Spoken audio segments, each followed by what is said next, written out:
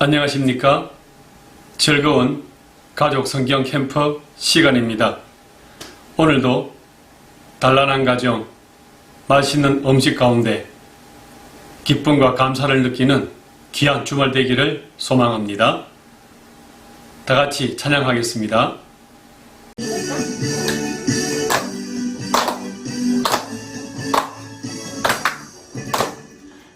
사투네 사투요 내 마음의 사랑이 사투네 사투요 내 마음의 사랑이 밀려오는 파도처럼 내 마음의 사랑이 사투네 사투요 내 마음의 사랑이 사투네 사투요 내 마음의 기쁨이 사투네 사투요 내 마음의 기쁨이 밀려오는 파도처럼 내 마음의 기쁨이 사투네 사투요 내 마음의 기쁨이 사투네 사투요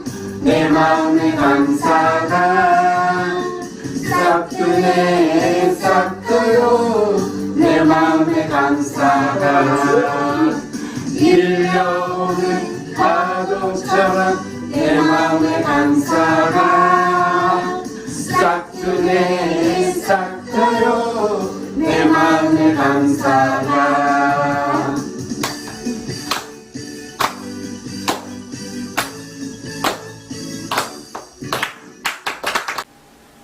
우리는 이런 농담을 듣기도 합니다. 재미없는 천국보다 차라리 재미있는 지옥에 살고 싶다는 얘기를 듣기도 합니다.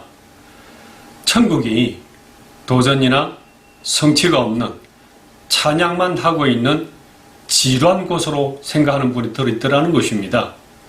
먼저 우리 천국은 두 가지로 생각할 수 있습니다. 첫째, 천국은 예수님의 거룩한 통치가 실현되는 이 땅의 하나님 나라, 곧 The Kingdom of Heaven. 예수님께서 공사역을 시작하실 때에 천국이 가까웠느니라 회개하라 말씀하셨죠. 이 땅에 실현되는 천국을 말하는 겁니다. 예수님이 십자가에 죽으시고 부활하심으로써 이 땅에 사단 왕국을 다 물리치시고 하나님 나라를 이 땅에 이루셨습니다. 곧 하나님의 통치가 실현되는 영역이면 바로 그것이 하나님의 나라인 것입니다. 성도의 삶은 이 땅에서 그 천국을 미리 맛보고 얼마나 누리느냐 여기에 달려있는 것이죠.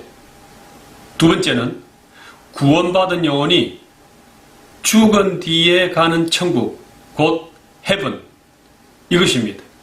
요한복음 14장 1절에는 내 아버지 집에 거할 곳이 많도다. 내가 너희를 위하여 처소를 예비하러 간다 하신 그 사후 천국을 의미하고 있습니다. 사도신경에 몸이 다시 사는 것을 믿사오며 기록하죠. 이 고백은 예수님 재림 때에 우리가 부활체가 되어서 새하늘 새 땅에서 영원히 사는 그 천국을 의미하고 있습니다. 그래서 천국은 현재성과 미래성 이 두 가지를 공유한 이중적인 천국 의미가 있는 것입니다. 그러면 우리가 죽어서 가는 그 영생 천국은 어디에 있을까요? 어떤 행성, 어떤 별에 이 천국이 있을까요?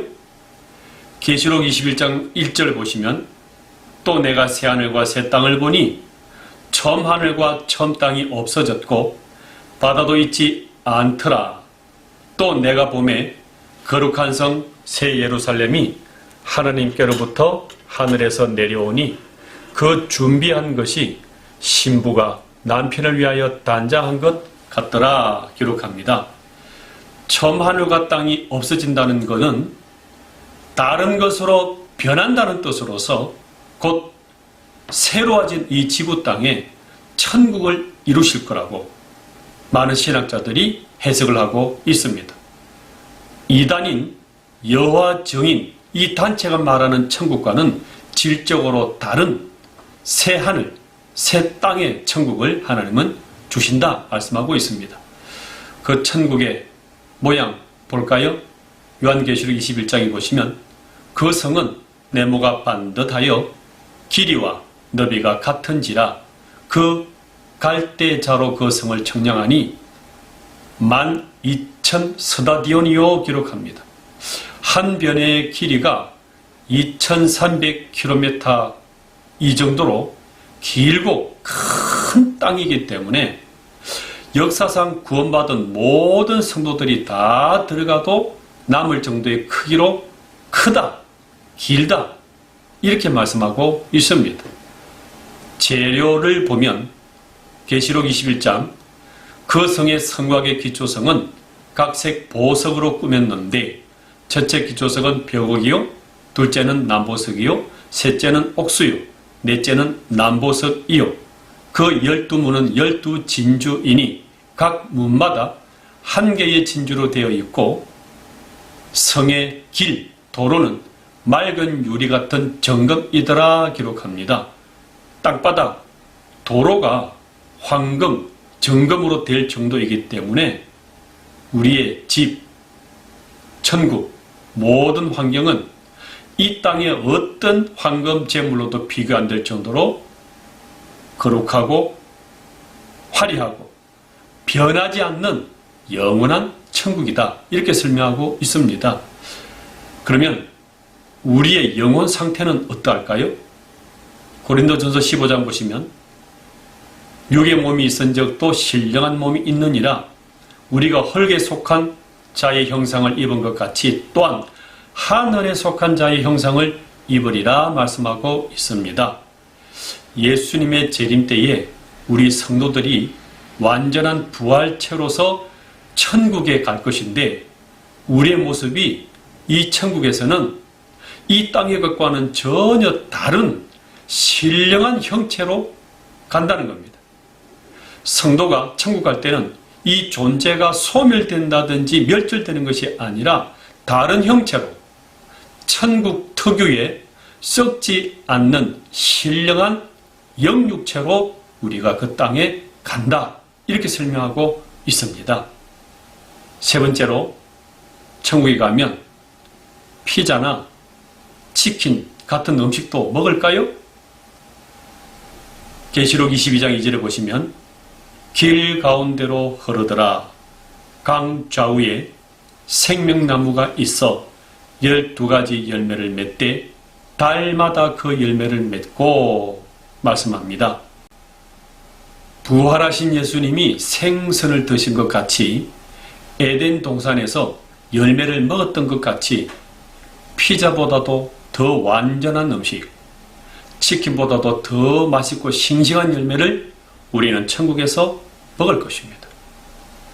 네 번째로 더 이상 죄나 사망이 존재하지 않는 곳이 천국입니다. 계시록 21장에 보면 하나님은 친히 저희와 함께 계셔서 모든 눈물을 그 눈에서 씻기심에 다시 사망이 없고 애통하는 것이나 곡하는 것이나 아픈 것이 다시 있지 아니하리니 기록합니다.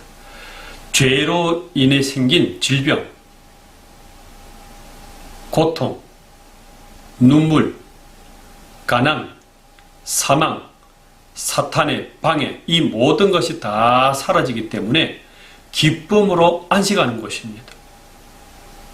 더 이상 죄와 사탄의 방해가 없고 하나님과의 얼굴을 맞대고 완전히 교제하는 곳이기 때문에 예수님이 우리 집에 자주 놀러 오실 것으로 충분히 예상할 수 있습니다. 다섯 번째로 맨날 찬양만 하고 있으면 지루한 천국 생활이 되지 않나요? 그렇진 않습니다. 계시록 22장 3절에 보면 다시 저주가 없으며 하나님과 그 어린 양의 보좌가 그 가운데 있으리니 그의 종들이 그를 섬기는 일이 있다고 기록하고요. 디모데후서 2장 12절에 보시면 참으면 또한 함께 왕노릇 할 것이요 하시면서 예수님과 함께 왕노릇하며 다스리고 섬기는 일이 있다는 것입니다.